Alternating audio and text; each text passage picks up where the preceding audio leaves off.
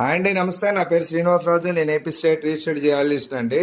ఈరోజు మనం శ్రీకాకుళం జిల్లా కబటి మండలంలో గ్రౌండ్ వాటర్ సర్వేకి వెళ్తూ ఉంటే దారిలో ఈ చెట్టు కనిపించిందండి. ఈ చెట్టుతో పాటు కూడా మనకి ఒక కాయ అనేది మనకి కనిపించిందండి. ఆ కాయ ఏంటో ఇప్పుడు మీకు చూపిస్తాను. ఇదండి ఈ కాయ. ఈ కాయ చూడండి, చాలా అందంగా, చాలా కలర్ఫుల్గా, చాలా బాగుంది. సో ఈ కాయను ఎప్పుడైనా మీరు చూసుంటే ఒకసారి కామెంట్ చేయండి. ఈ కాయ ఏంటంటే ఇది మొగల్ రేకు చెట్టుకి కాసే కాయ అంటండి. సో మీరు ఎప్పుడైనా సరే మొగల్ రేకులు పువ్వులు చూసుంటారు, మొగల్ రేకుల కాయలు మీరు చూసుంటారు. నేను చెప్పేది మొగల్ రేకుల సీరియల్ గురించి కాదండి, మొగల్ రేకుల చెట్టు గురించి.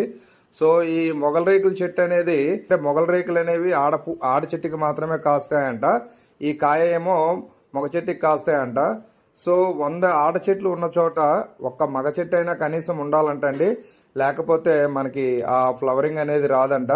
సో ఈ కాయని, సో ఈ చెట్లని మీరు చూసి ఆస్వాదిస్తారని నేను ఈ వీడియో చేయడం జరిగిందండి.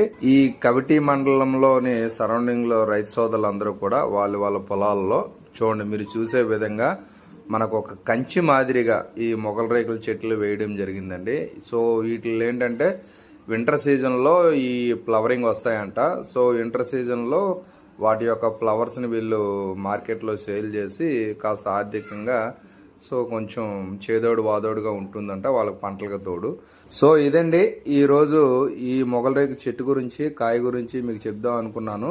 సో ఈ వీడియో మీకు నచ్చితే లైక్ చేయండి, షేర్ చేయండి. బాయ్, నమస్తే, థ్యాంక్ యూ.